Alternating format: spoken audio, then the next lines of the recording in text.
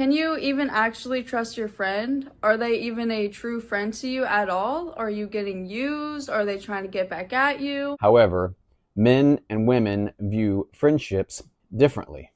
With men, it all boils down to two things. Well, hopefully some of this advice and stories can help you answer some of these questions. What has a friend done that crossed the line?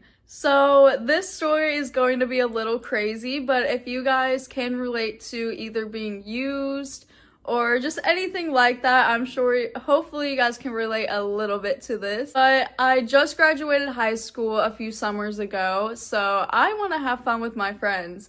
I had this friend group, we would go out a lot, meet new people. It was just a very fun summer.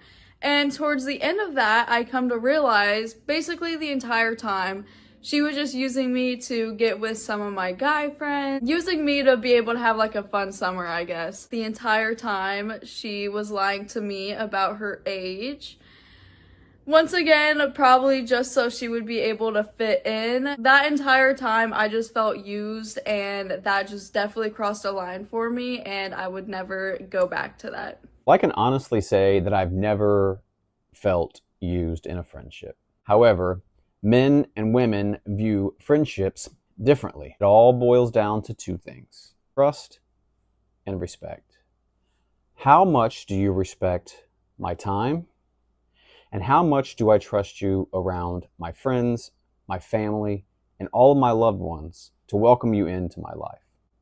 And trust that you'll be there when I need you most. How has a friend crossed your boundaries, and are you still friends with that person? One of them is just constantly lying and canceling plans last minute. I had a friend that had her own friend group going on, and when we would plan something like a get-together, a sleepover, whatever it might be, she would tell me last second that she had to watch her baby brother and she couldn't hang out. So obviously I'm like, okay, like no worries at all. But a few hours later, I end up seeing a post or a Snapchat story of her with her entire friend group at a party and just all hanging out. And for me personally, if you were to just tell me the truth, I wouldn't really care that much. But if you're going behind my back and lying like that, I'm gonna care way more than if you were just to tell me the truth. The most valuable and precious thing on this planet that we all share, one clue: it's not money. Answer is time. If you ever feel abandoned, to fix any friendship, throughout my 46 years of life, I have found one valuable question that works every single time.